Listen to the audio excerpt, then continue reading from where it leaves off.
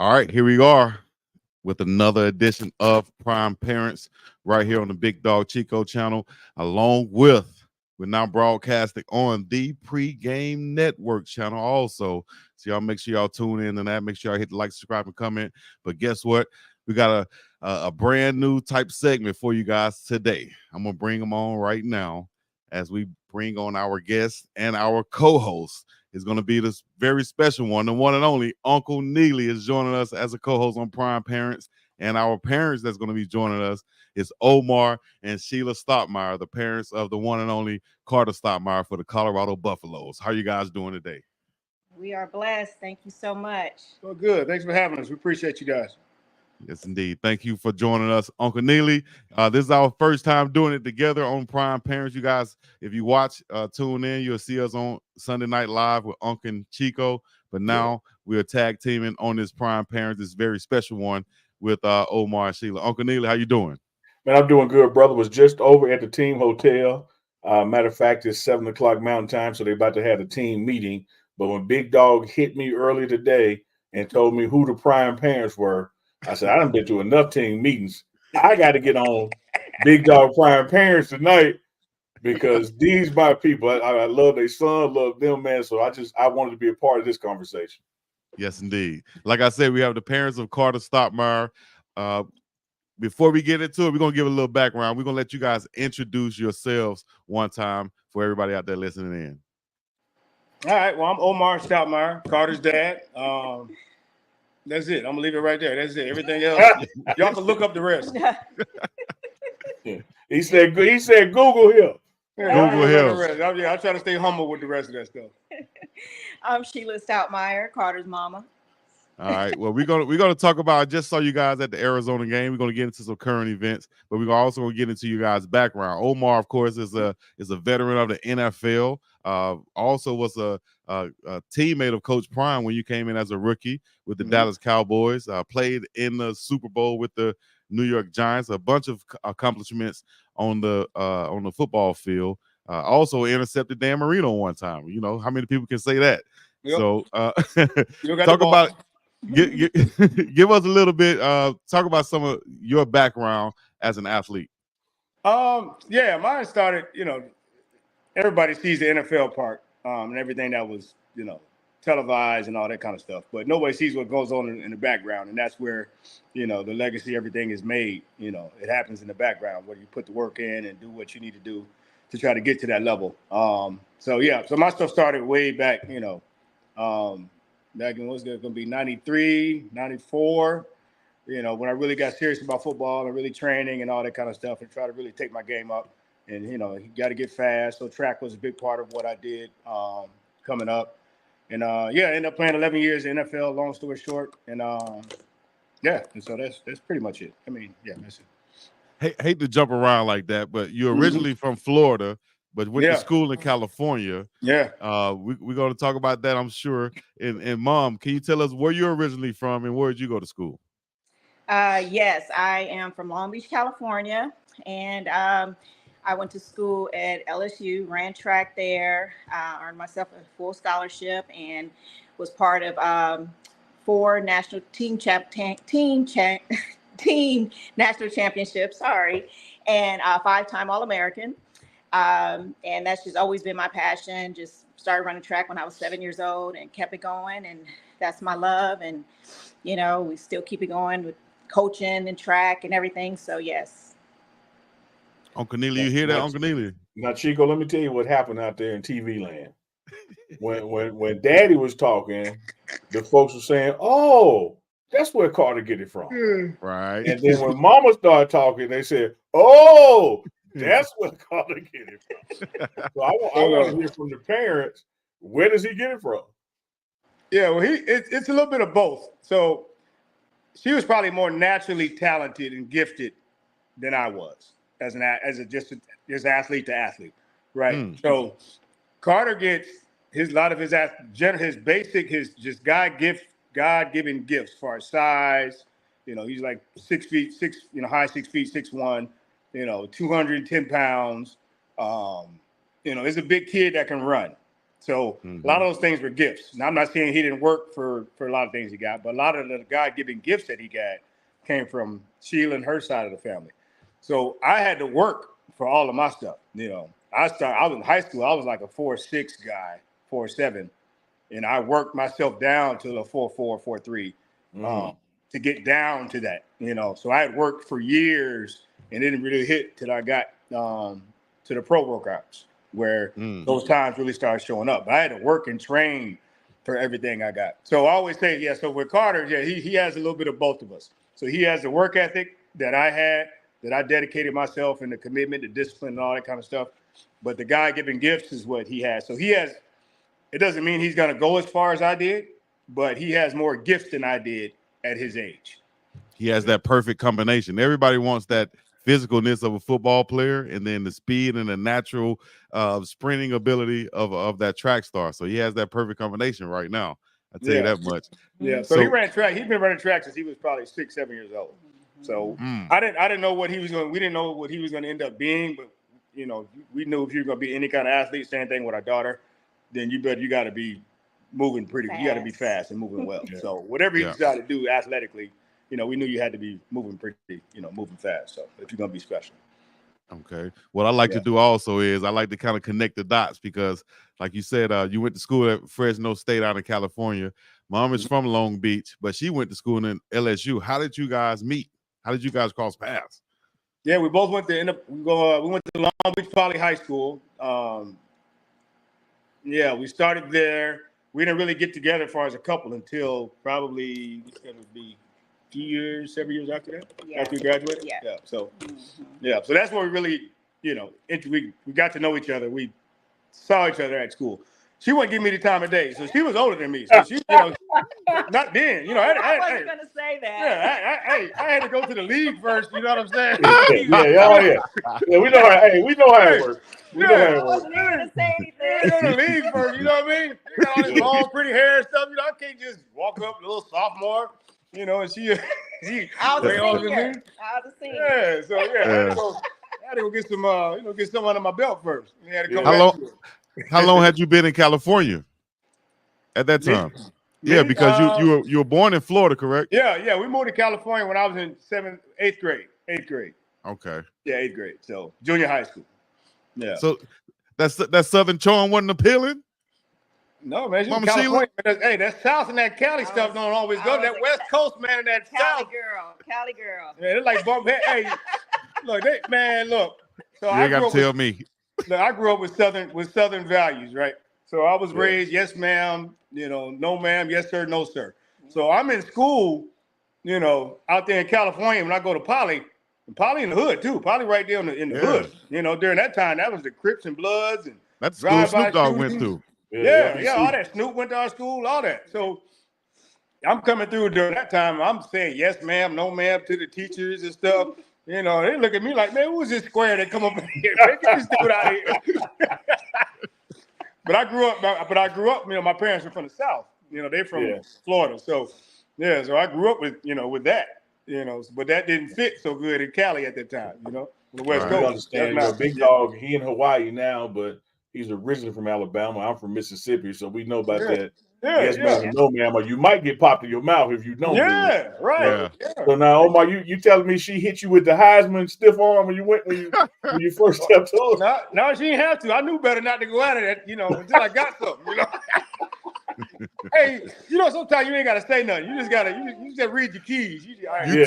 You tell yourself one day I'm gonna be on that level. I'm gonna step my game up. Yes. All good, man. All good. So LSU championships, man, that's big time. So you went down there where the real sprinters are, where the tradition is. Yes, and it was right in the thick of the dynasty. So when I got there, I think they had already won 7 consecutive national championships. So I was there for those last 3 team championships. So ran indoor and outdoor. So yeah, it was definitely a legacy. So when people hear that I went to LSU in the 90s, they already know. Right. Like Coach Henry, Coach Pat Henry, and man, y'all were killing it. I mean, it was every year. So the great thing is we had such a great sisterhood, and I'm still really good friends with my teammates and my coaches. Nice. Well, Ms. Sheila, let me touch on that a second, because I know coming from LBC, Southern Cal, and then going to Louisiana with that humidity in the swamps. Oh Again, man. that's no shade, and I'm from Mississippi. That can Yeah. be a culture shock. And your son coming from Dallas to Boulder can be a similar, but redirected culture shock. Were you able to call on your collegiate experience and help him kind of adjust going to a different geography? Yes, pretty much. Because like I said, he's born and raised in Dallas, in the Dallas area, and then going to Colorado. I think the biggest thing was definitely the culture, and what he talks about is the food. That's Yes. like the main thing he says. If anybody Yeah. says, "How do you like Colorado?" He'll say something about the food. They don't season their food as good, because he likes to eat. So he compares his stuff to food. But other than that, Carter is so easy, laid back. His main thing was laser focus on that football and getting better. So, yeah. Yes. And I got one more for both of y'all. Y'all know what I think of your son. You're just proud of his work ethic, his intensity. Matter of fact, Chico, let me tell you this. I tell the parents this. Before I knew I was coming on this show, I had to turn in my quote unquote picks for the pregame show. And so we have an offense, defense, and sleeper. Like, who you think is going to be the defense impact, offense impact, and who's the sleeper guy that they're going to see, that they're not going to see coming. And today, Carter was my sleeper pick. I'm picking him to have a very big game tomorrow, because I've seen the defensive schemes that Coach Livingston has him out there on, from dime package on down. So just Providence, coincidence, universe that I'm on the show with y'all, and I picked him, a few hours ago. What I want to ask y'all about is parents. Carter had to come back from an injury, had to rehab, surgery, and all that, and it was amazing to see him battle through that and never give up. As parents having a son away from home, playing football, go through an injury, how did y'all navigate that space with him? Yeah. I mean, us being so much with our kids, my daughter too, she runs track right now. She's down at Xavier. But with us being former athletes, the things that we went through, they're able to, we've never pressed them to be athletes. We never pressed them hard to be athletes. We never demanded this or demanded you got to go win or you got to do that. We just demanded you just do your best, whatever that was. So, but when you go through injuries and things like that, a lot of times, like my biggest point to him is you find out a lot about yourself in rehab. So the surgery is the easy part. You sleep, you ain't gonna feel nothing. You're gonna wake up, and then that's when the work got to start. So you find out a lot about yourself in rehab, because there's times in rehab where you don't see the progress that you want to see, because things are just maybe stagnant for several weeks, and then now you get another breakthrough. But you got to talk to kids and give them that kind of stuff, sort of what to expect, And also, a lot of people get injured, they get alienated from the team, and that was another big thing. When you injured, you got to stay involved in those meetings. You got to stay highly engaged with your teammates. You got to stay a part of the team, because it's football. It's out of sight, out of mind.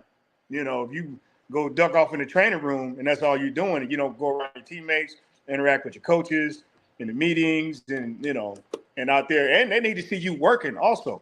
So I don't be working off to the side while they're doing their thing, but you just gain a lot of respect from your teammates and stuff by staying engaged and staying involved. And that's where I know a lot of guys go wrong, or just athletes in general, when they get injured, they sort of just feel alienated and off to the side. Where one of my biggest things at Carter was make sure you stay engaged, with the team. But I think that again, just because we know from experience, this helped our kids a lot. Just helping them with that kind of stuff. Nice. You see your daughter nodding, but I know she was an athlete as well. Was that similar for you with your track experience and have to fight through injuries and make sure you stay engaged?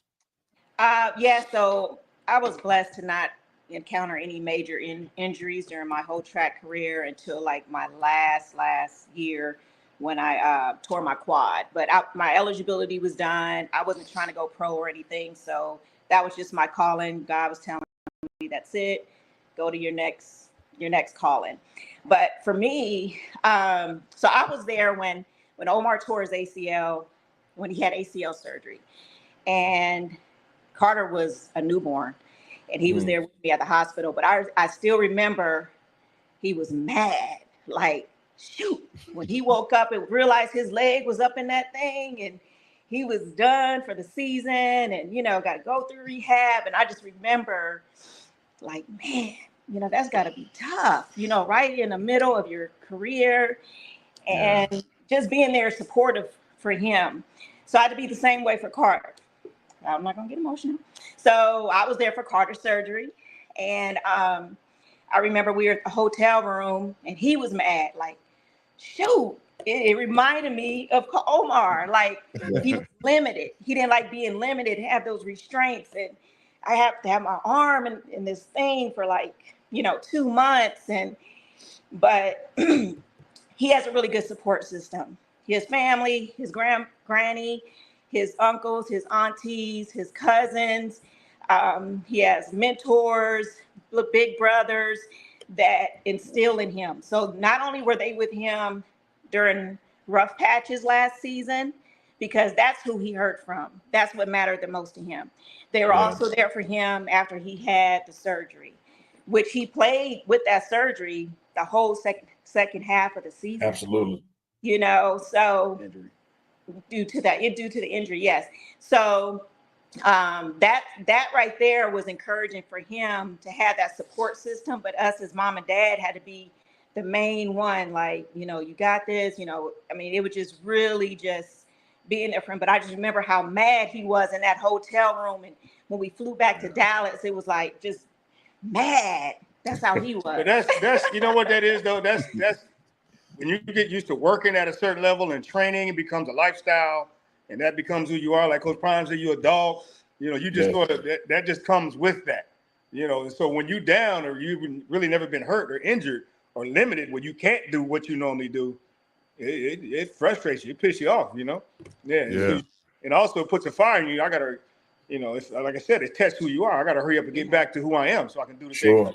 Yeah, because I think there were some moments last year where the fan base, you know, one thing about the fan base, you love them, but they don't know what's going on inside, and particularly don't know everyday things about health. And there were some times where Carter, in my opinion, took some unfair criticism, but he was playing hurt, and a lot of people didn't know he was playing hurt. And let's talk about that. Yeah, let's get to that good stuff. That's the stuff I want to talk about. Let's talk about that. Let's do it. Let's go back to Stanford and all that. Yeah, it's like people don't know it was really a tenacity thing with him versus an inability thing. Like he was in situations, you know, that given another route or so, maybe he wouldn't have been out there, but he wanted to play. He wanted to play through the injury and did so. And then when you factor in, you know, being a freshman and coming up, now that criticism, man, is totally gone. Everybody loves him. The people who were criticizing at this time a year ago, you know, are now walking around in Carter t-shirts. And so like when he fought through all that and proved who he really was, it's just amazing to see how he has grown, but also the fan base has grown and getting to know him. And like, oh man, I didn't realize he was playing injured. I got mad because he missed that tackle. He did this. And what I used to tell folks is, man, your standard for him is way lower than his standard for himself. Right. Like if you think you mad, like he madder than you is, because he wants better for himself. So I just enjoyed the past, you know, year and a half, seeing how he has bounced back from that, man. Yeah. Me too. Definitely. So what did you feel about the, you know, some of those last year situations, and, you know, just seeing him out there on the field and being a former player and knowing how, you know, some of the situations he might be going through. How did you feel about that? Yeah, I felt that. Well, he needed it. It was good. It's good because where he came from, the high school level, he was, by the time he was a senior, he was dominant.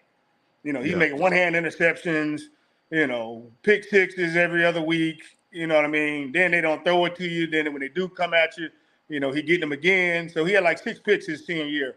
So he goes to Colorado, a place like that. Now you playing on the other side of Travis Hunter for several games. Yeah. And you're a true freshman. So first of all, you're a true freshman coming in there getting an opportunity to even compete for a starting spot at a place like Colorado. Yeah, okay, you must be pretty good. Okay, so we sort of already knew that going in. You're pretty good. Are you good enough to be at that level? And especially as a freshman on the outside corner in a spot like Colorado where everything's on national TV, The spotlight is on that program because of Coach Prime, and everything, all the the notoriety he's brought to Colorado, in addition to what was already there. Are you ready for that? In my opinion, he wasn't ready for that, for the other stuff that comes with that. The things on the field, yeah, those you work through that kind of stuff.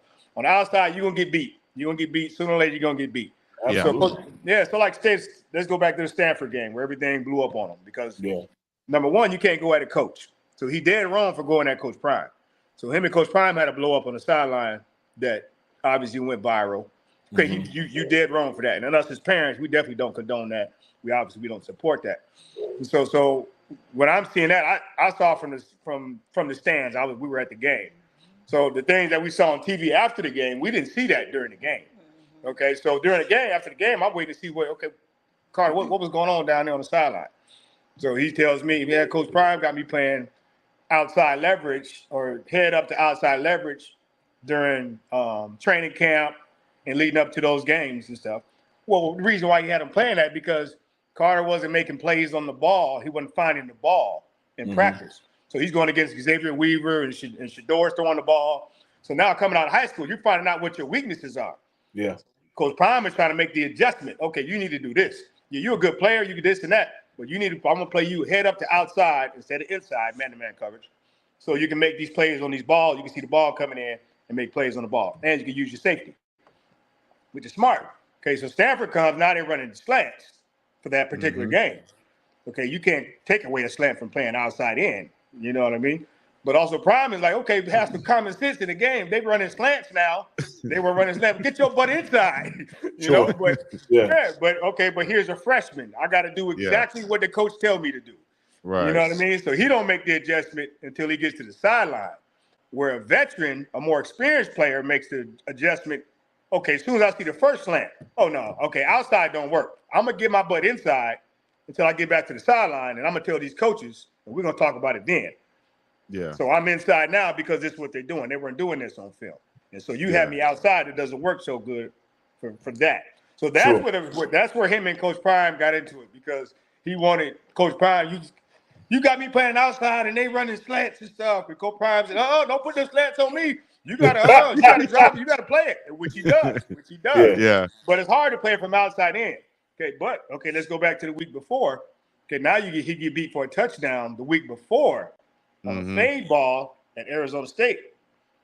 Okay, if he was outside in on that one, your butt would have made the play like Coach Prime told you to do. Absolutely. You know, So just like Coach Prime said, okay, what about the week before? Which Coach Prime is right. So and again, the pressure of the moment and the situation and all that kind of stuff. Again, he just had to, you never gonna be right going at a coach, especially Coach Prime. Coach Prime was like a god up there last year, Coach Prime a god in Colorado, so you definitely ain't gonna win that. So we got on the butt on that. But those are some of the growing pains, that he had to go through. But I was happy. You're never happy to see your son go through it, but it's good for him in the long run because first of all, you get to see how people are. That's the first thing. Because I was telling him, don't ever believe what the fans and what people write about you. You got to believe, you got to be secure in who you are as a person. You got to believe in yourself at all times. That's the first thing. Only people that matter are people inside that building, your family, and the people that support you. The people that came up with you, that's who you got to rock with. I mean, it's just how it is. Your teammates, your coaches, your family, everybody that you know. Because the fans gonna go, if you have a bad game, the fans they're gonna get on the internet, they're gonna type against you. You go out and have 3 picks one game, the same fans gonna go, oh, he's the greatest thing since life is. So that's how it is. That's athletics. So that's how it goes. I know, Neely, you want to piggyback off of that real quick, but I would say, do you think that being a former player and also we're getting into your relationship with Coach Prime, do you feel like that helped you to understand a situation like that, knowing that, it's not really, you never want to see it, but you also understand it's in the heat of the moment, it's in the heat of the game, and let me see what actually happened here. Oh, here's what happened. And you break that down to him, and now he can learn from it. Like you said, being a freshman, now he can learn from it, growing into a veteran football player. That'll make him better in the long run. Yeah. Well, so we look at it, we see everything. First of all, as a freshman, I'm not going to say no names, a lot of times you don't get the same leash from the fans as another freshman coming in, depending on how many stars you have. Sure. Oh, yeah, If I had a lot of stars coming in, you're going to get much more of a leash. Sure. In spite of the fact, I got another freshman here. He's a freshman too. They're all of them freshmen. Yeah. But all of them can't make the same mistakes. You know what I Oh, mean? 100%. Yeah. Yeah, all of them can't make the same mistakes. Yeah, so he went through that a little bit last year too. Sure. One freshman not to cut you off, but I want to point out the end of that story with no names. One of them still here. Hey. I told y'all Neely was here. I just want to say now. You said that we did. One of them still here. So I told y'all Neely was here, dog. Hey, now I'm gonna tell you this, Omar, Sheila. I know both of y'all are coaches, and I want to get into that some as well. Yeah. I'm totally with you. There's no reason for a player and a coach to have something like that during the game. I get that. Right. Find my name to it. Having said that, I would rather coach you from doing that than try to coach intensity into you. Yeah. And so when I saw it happen and saw the passion, I can direct passion. It's kind of like a guy getting a personal foul in the game, for a late hit or something. As bad as that is, I'd rather teach a guy, hey, you can't do that, than try to motivate a guy to make him want to hit somebody. Right. And so it's like you can kind of compartmentalize some things and see how you can grow from it. And I think in that moment, no matter how it may have looked on two cameras, the discussion was not as bad as the cameras. Right. Yeah. Like it wasn't a negative thing if you were really there in the moment. It was two people passionate about their opinions and both wanting to win. Right. And that's one thing about all it was. Coach Prime. Coach Prime he's not going to jump to no judgment. He's not going, when Coach Prime makes a decision, it's based off of a series of things that has happened. Mm-hmm. So, you know what I mean? So Coach Prime don't make snap decisions on like nothing, It's based off, when he make a decision, it's going to be based off, I know him like a book. It's going to be based off things that has happened and you've earned whatever decision that came about. Yeah. He's going to give you more than enough chances to do right. Oh, yeah. Yeah. Prime don't give you much, but he's gonna give you a lot of opportunity. Yeah, especially these kids. He's out here, he in it for these kids. Yeah, absolutely. Yeah. Let's step back a little bit. We're gonna talk about your guys' foundation and things of that nature, also how you help the kids with track and stuff like that. But step back to when your two kids were very young. What are some things you guys did to help kind of encourage that just development of their athletic abilities? So we put them in everything when they were young. Like Omar said, we didn't know what their thing was going to be. So they played soccer, they did karate, they did basketball. Carter played flag football. And then when we started the track club, they both ran track because we knew whatever they're going to do, they needed some speed. So that was not an option. And just kind of, the discipline of the sport, not giving up. And like Omar said, now Carter got his work ethic definitely from his dad because he would see his dad outside working out. We had land, a lot of land, and he would be out there just doing workouts. And I teach boot camp, so he see us out there flipping tires, things like that. We had a weight room, all that stuff.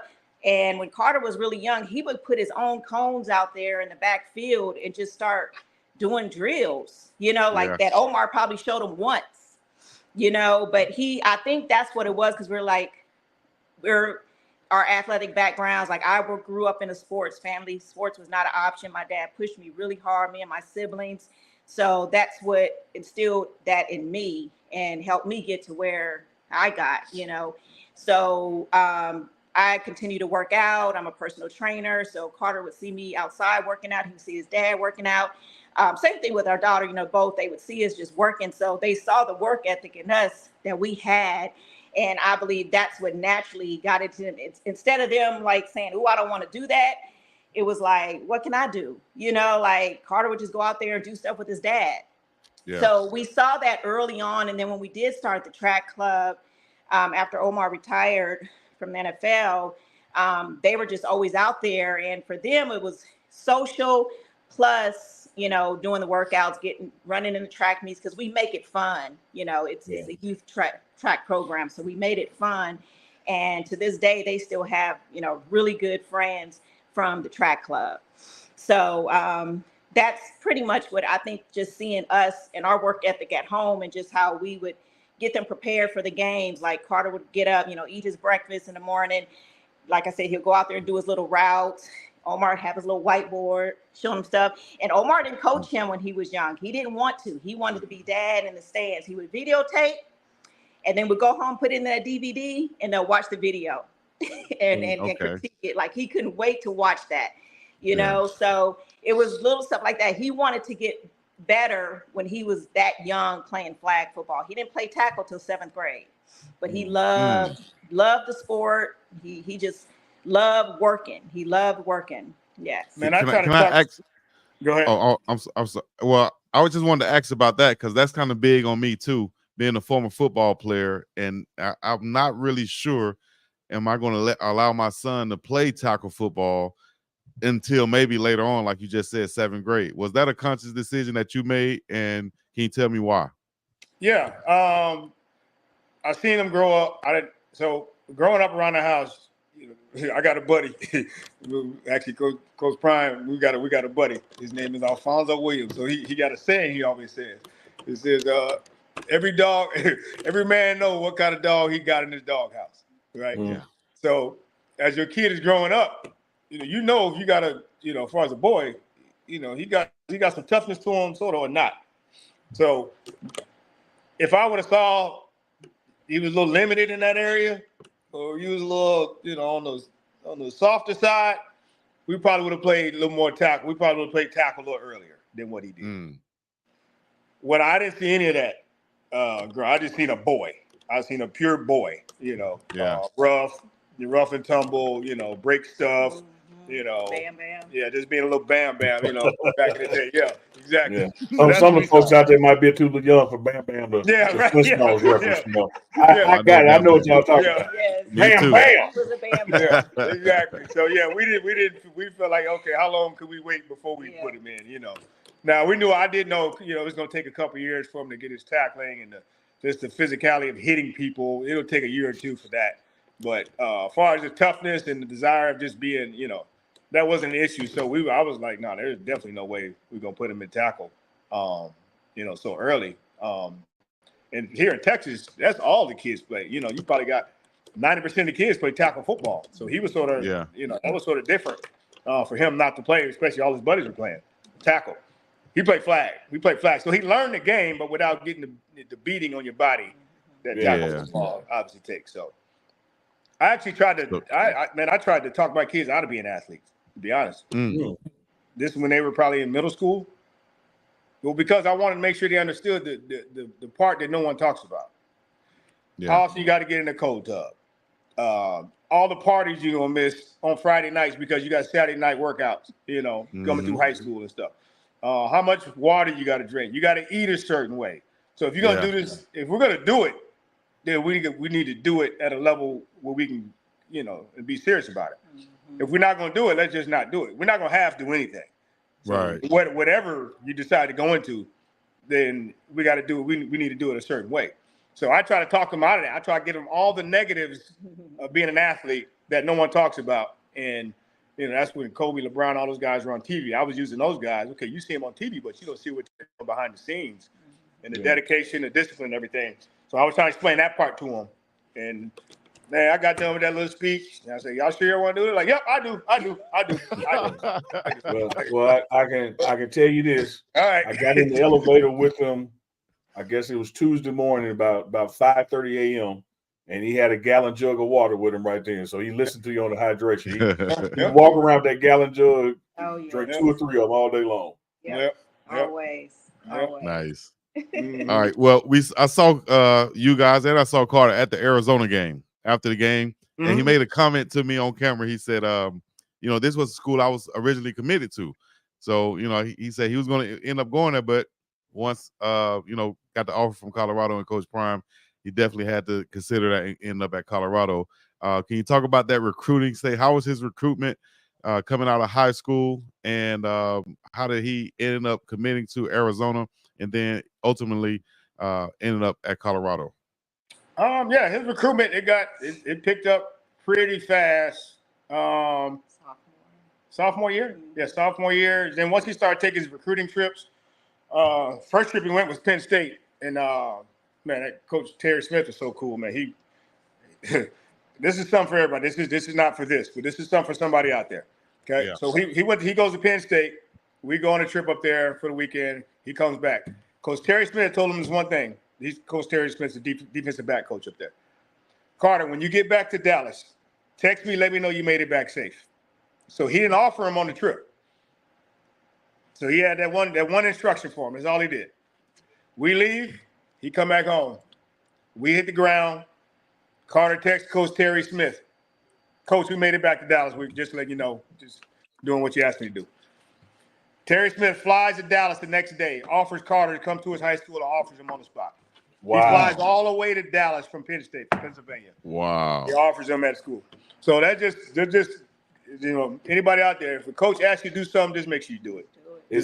And I know you two know this as former athletes and now coaches.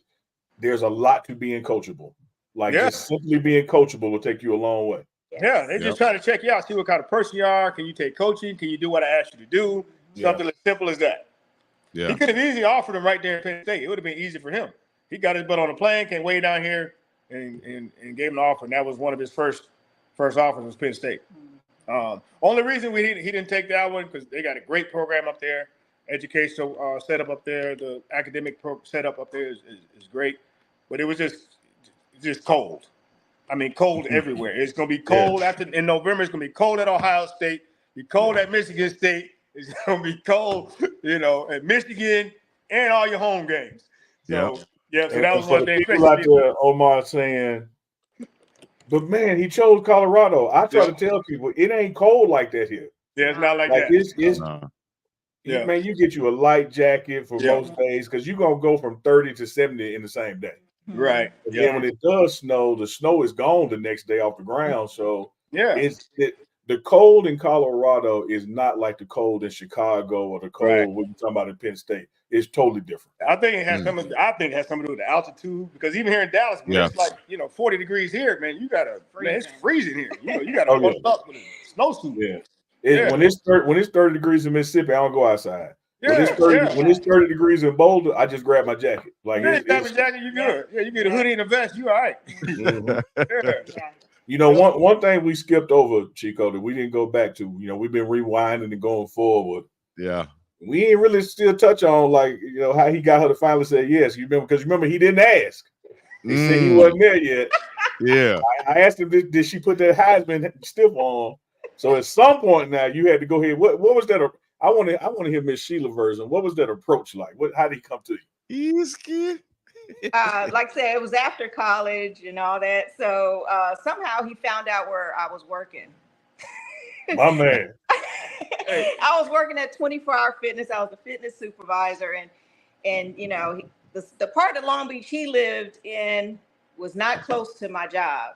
I lived by the beach, right on Ocean Boulevard. He lived on the north side, but somehow he found out where I worked, and he would come in there and ride the bike. Had to work out, had to work out. He'd come in there on a stationary bike. He passed 50 fitness places to get Hey, I know I'm going. Calling my girlfriend, and she graduated with him, and I said, I think Omar is in here working out. She said, girl, he is. He asked me about you.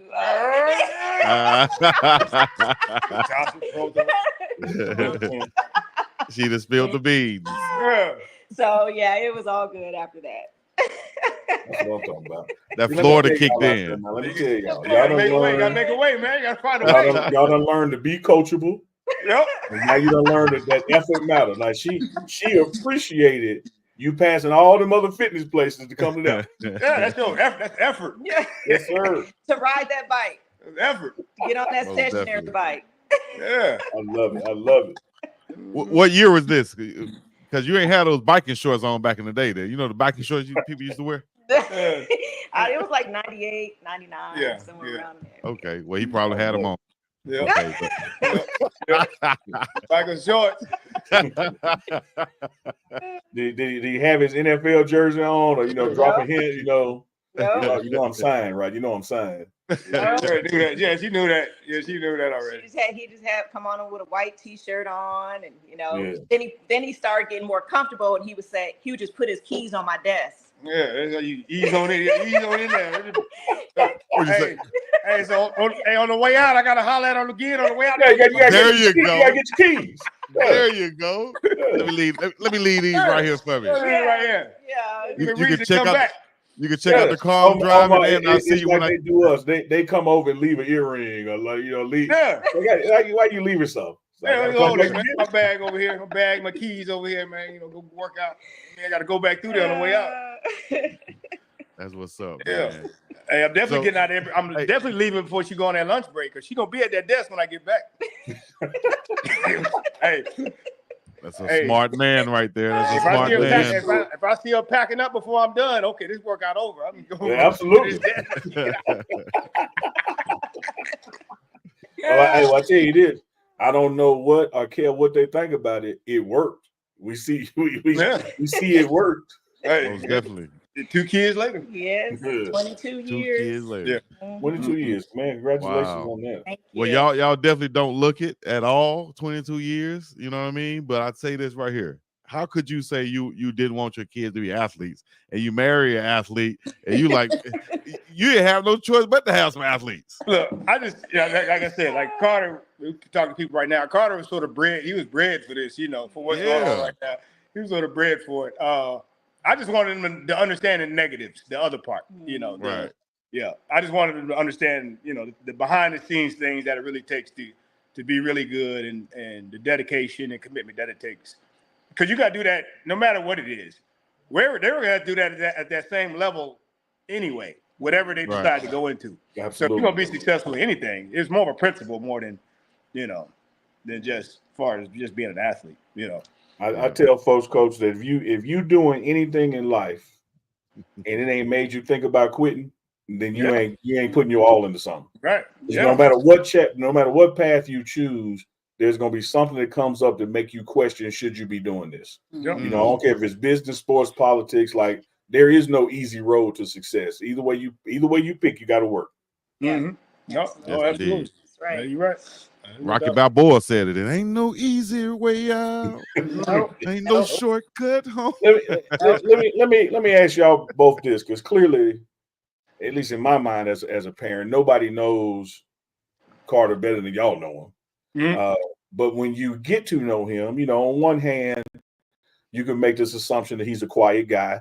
When you walk into the team meeting room, he's not going to be the most extrovert personality, particularly in that room. But when the game starts and he's on the field, it's like a switch hits, and you don't even know this person.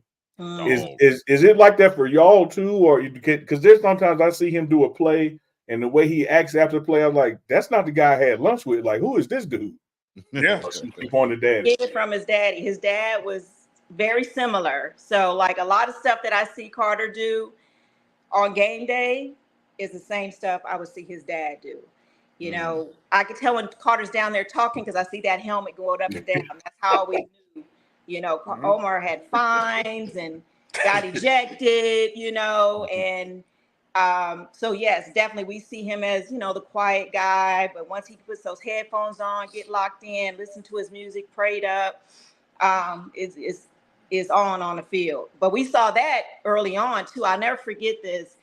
Like I could say, he didn't start playing tackle till 7th grade, and it might have been his 3rd game, and he tackled a kid, number 1, and I remember he broke his finger, and then he kind of got in a little scuffle, jamming the other kid. The kid did kind of push him, but the referee happened to turn around. Carter hit the boy upside the head.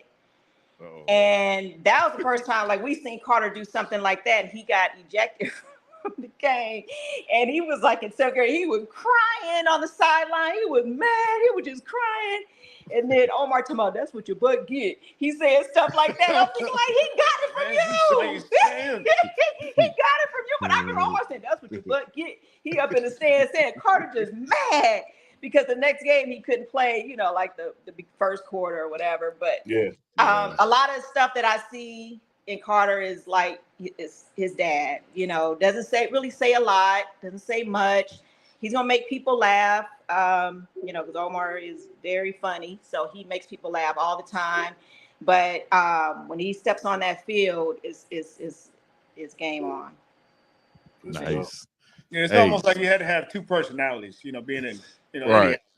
You got to have personality between the lines, who you're going to be, and then outside of. You can't be that same person outside the lines as who's inside the lines. That don't fit. That don't fit in society. You know, yeah, you be in jail. Yeah, exactly. You be in Yeah. jail. That people don't realize football is a real contact violent sport. Oh And yeah. when you're done, you're done. And you know, it's really a, you know, therapy and a way to let loose all your anger and emotions out there on the football field. And the ones that don't know where that line is are the ones that get in trouble outside the lines. Exactly. The ones that's going to jail, the ones that got domestic violence stuff, the ones that's doing stuff that they don't need to be doing are outside the lines, you know? Right. Yeah. Got to have an off switch. Yeah, absolutely. Yeah. Absolutely. But inside the lines, though, you know, sometimes in the game, it may take, you know, I'm trying, you know, he just learning this as he goes, you know. So sometimes, you know, especially if you're on special teams or something, the way the kickoffs and stuff are right now, you may go 3 or 4 reps without hitting anybody. Yeah. You got to create something then. You need to talk trash to somebody to keep you in the game. You know, but if I'm not hitting nobody, you know, you need to walk up to somebody and just start talking some trash, bump somebody or something. You know, you got to keep yourself in the game. If not, then, you know, you'll start missing plays because, you know, you just hadn't had enough contact, you know, early in the game. Yeah. And speaking of special teams, man, shout out again to Carter on being coachable. The way he has embraced, you know, playing on special teams. There's a lot of folks out there, Omar, who don't understand the more things you can do, the better your chances of going to the league. And they can think that, well, I'm so good at this, you know, special teams is beneath me. And again, being coachable, you have to embrace that there's a role for you on defense or offense and special teams, and you're only increasing your odds of marketability and success by doing that. But there's just a lot of players who won't embrace it, but your son certainly has. Yeah. Okay, I'll say so. Most kids, and I'll say, okay, so most kids coming out of high school are, you know, that end up getting scholarships, going to programs like Colorado or any other program. Okay, they're, you know, pretty doggone good at the high school level, so they may not have played special teams very much at their high school by the time they left. In order to get there to the point where you can show your skills, though, and to get to the point where you can earn a scholarship, you probably played special teams to start off, you know, as a sophomore or a freshman in high school, you know?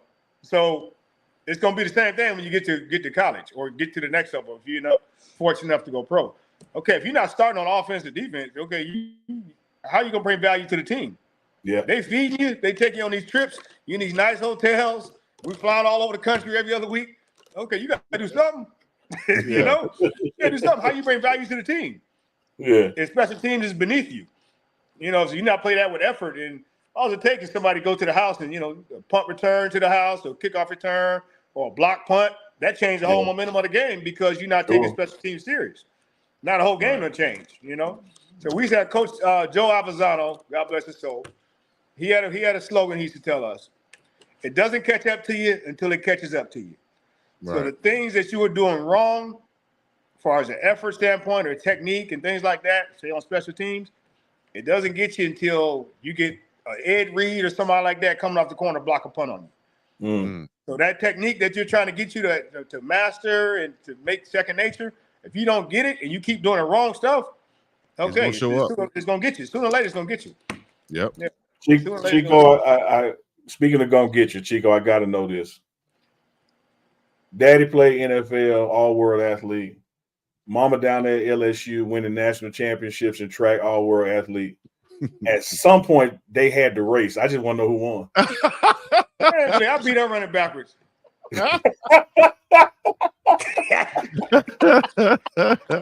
Great question. Mama don't want to hear that though. No, I think Mama disagree.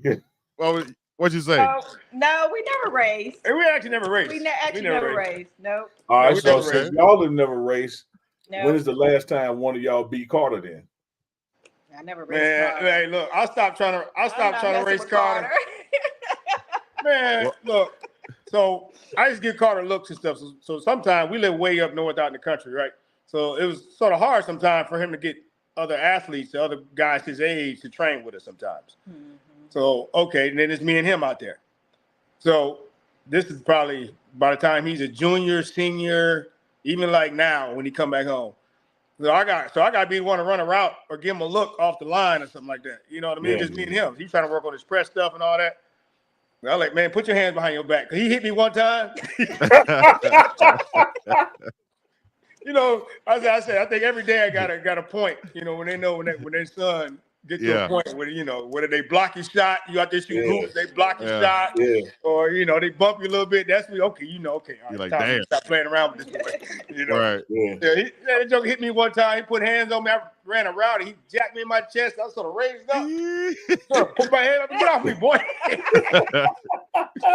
Okay, all right. Well, we're gonna settle the score right here then. Uncle Neely tried, but we're gonna settle the score right here because I hit up Carter. I said, Carter, give me a question and ask them. That's gonna stump him. I said, what's the question? He said, all right, ask them, out of the four of you guys, who's the best athlete? And you have to answer. The best athlete.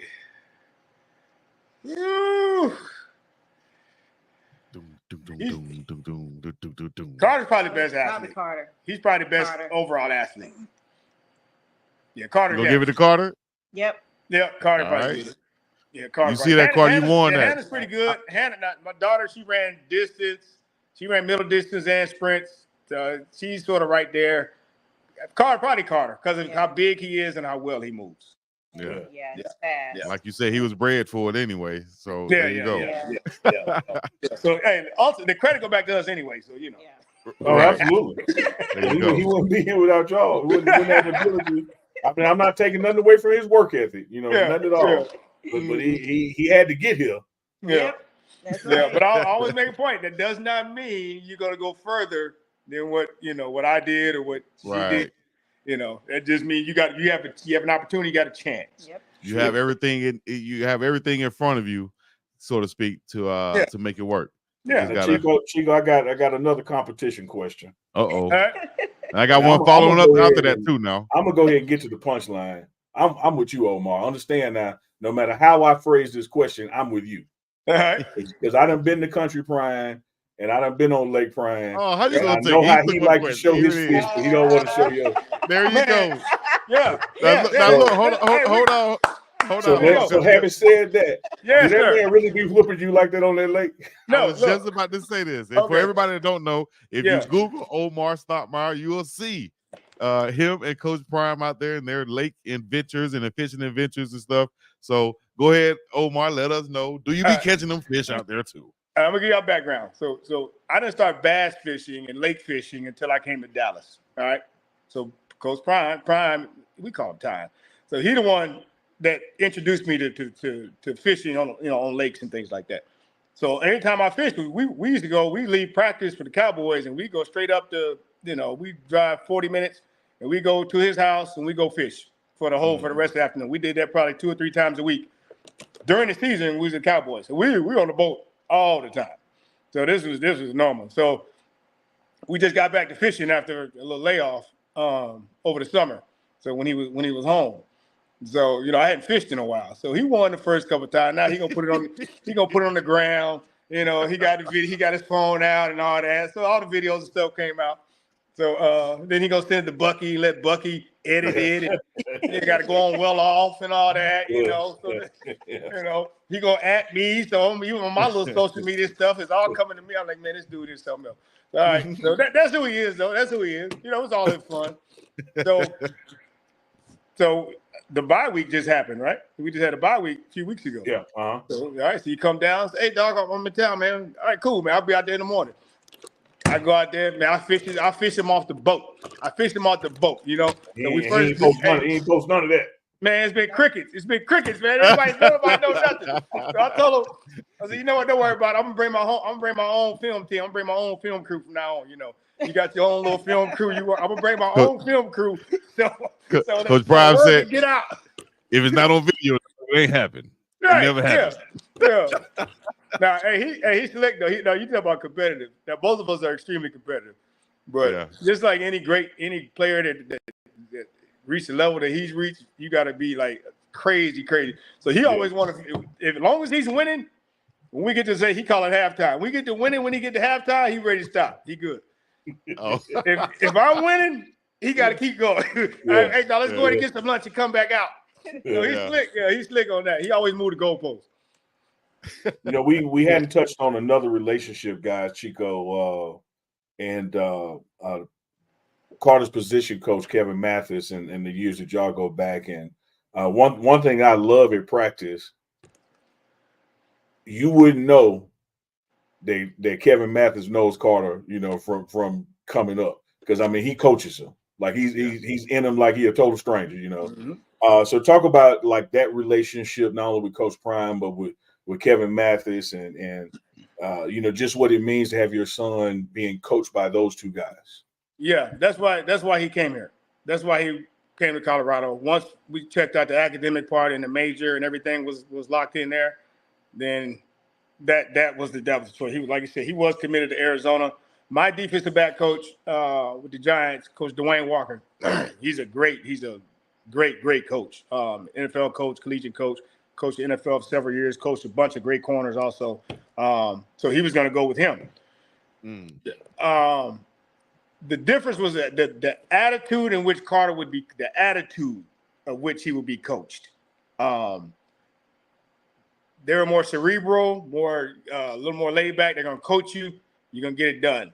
It's going to be demanded of you there. Yeah. The way, you know, the style is just different.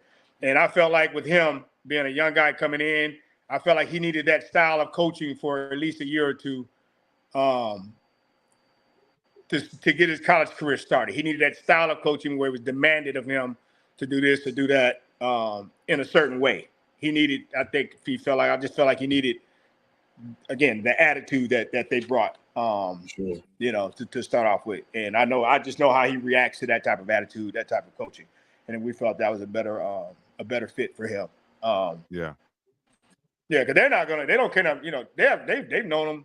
I think when Carter was born, I think Mathis and Prime, they came to the hospital because our friendship was so good. They came to the hospital probably within 2 hours after Carter was born.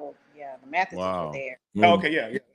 They were there. Yeah, they were there. Like, they came like right. Our friendship was so good. Yeah, they were in our wedding and everything. So, I'm glad you mentioned that, the Mathises, because I see a lot of pictures with Mama Sheila and Miss Kim Mathis all the time and hanging out at the games and stuff like that. How did you guys meet, and talk about your friendship a little bit? We met through Omar and Kevin, of course.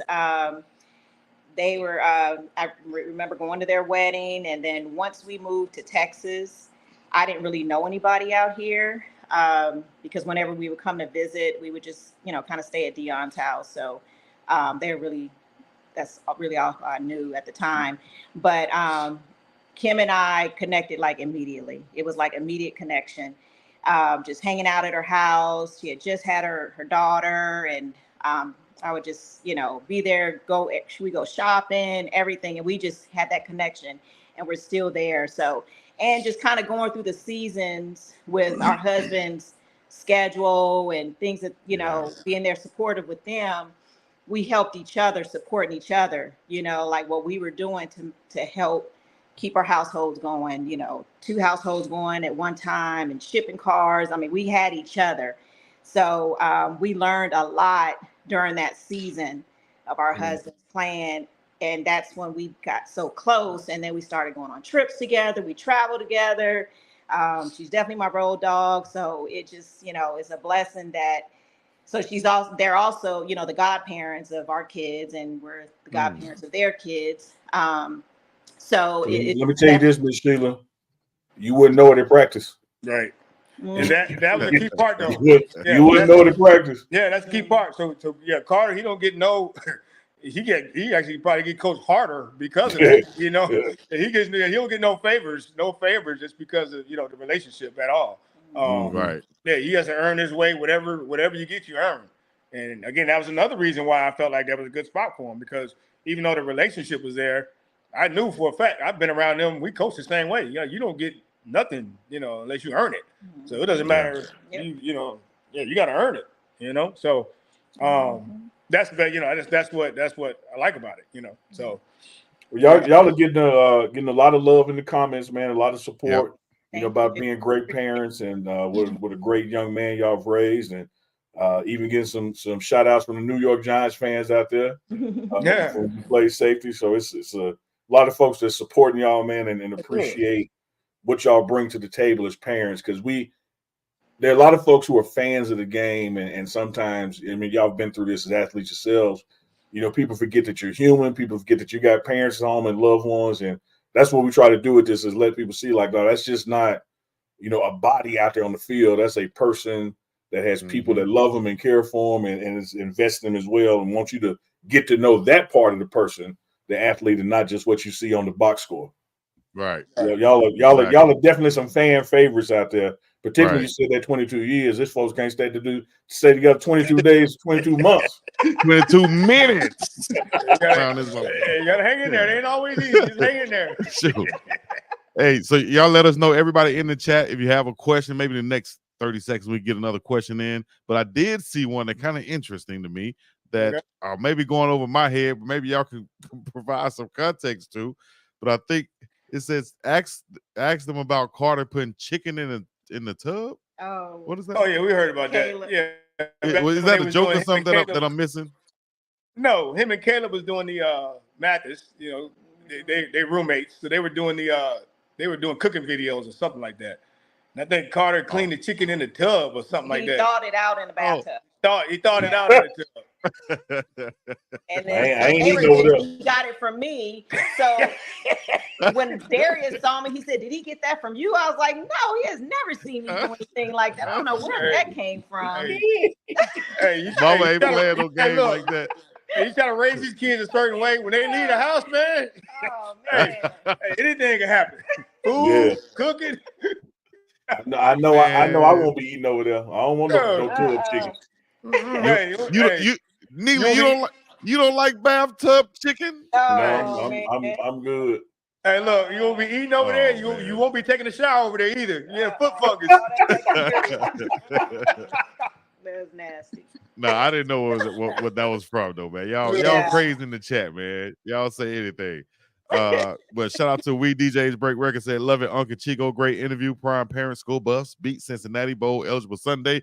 Hey, we're very close to being bowl eligible. What do you think about the team clinching this next victory versus Cincinnati? And then we'll get into real quick your favorite moments from this season. Yeah, I think we're good. I think we got a good thing going right now. The offense is rolling. You know, I'd like to see the run game be more consistent, as everybody would. Defense is playing pretty consistent. Real, tough-nosed defense. That's it. I mean, I like the fact we play a lot of man coverage and load the box up, and you got to beat our good athletes that we got on the outside in the secondary. We got a great secondary right now. Up front, we're playing real good. And like I said, again, I'd just like to see us run the ball a little more consistent to take a little more pressure off of Shador in that passing game. But if we got to do that, we got to do that. We got the bodies and the talent for that too. So we're a hard team to match up with. Yeah, it just matter of what we do up front. I forgot to ask you this earlier. The switch from cornerback to safety or safety back to cornerback, however all that goes game to game, week to week. What's some of the things that you have, encouraged or poured into him about that situation? Yeah, he has to be he was recruited there. He played outside corner, obviously. But it was everything everything he's doing right now is what was told to him. That we envision you as a sixth position guy, meaning you can play corner, outside, both corner spots. You can play nickel, you can play dime, and both safety spots. Yeah, yep. And that's how they're moving him around. So he plays everything. He was outside corner in the game last week.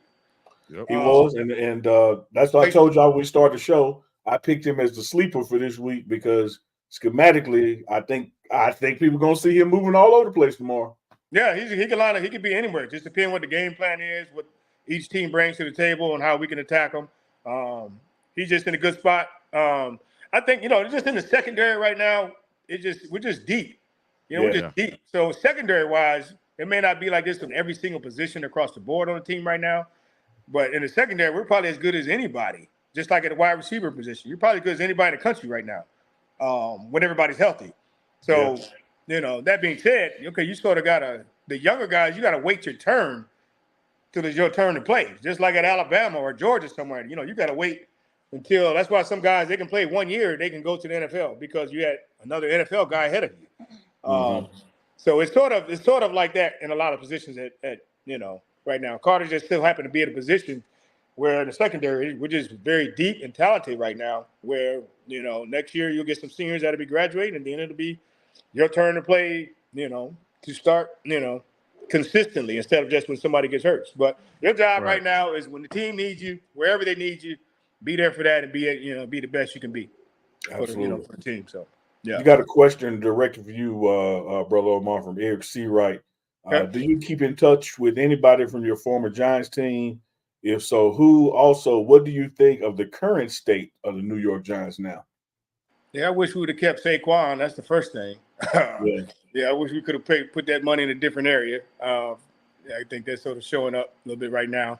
Yeah, I do keep in touch with several of the guys. I haven't seen a lot of guys in a long time, but like Johnny Harris, Marcellus Rivers, all those guys stay right here in Dallas. I haven't seen Jason Sehorn in a while. He stayed here in Dallas before. But yeah, so there's a few of the guys that I still keep in touch with. There's just so many players that live here in the Dallas area that were former players. We probably have more players than former players that probably any area in the country that's in the Dallas Metroplex.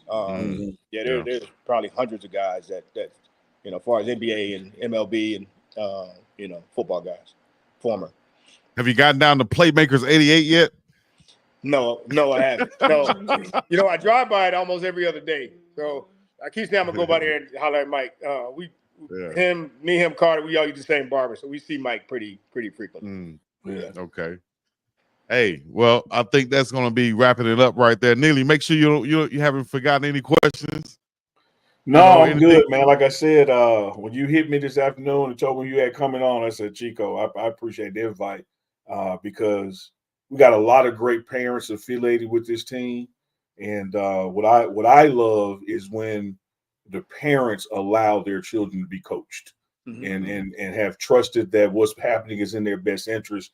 You get a lot of organizations, whether it's collegiate or little league back home, where the daddies are leaning on the fence and yelling something opposite to the son and what the coach is calling. Right. And like my good friend Coach Carl Reedy said, it ain't never been a good play to come from that fence. Like you gotta do what your coach is telling you to do.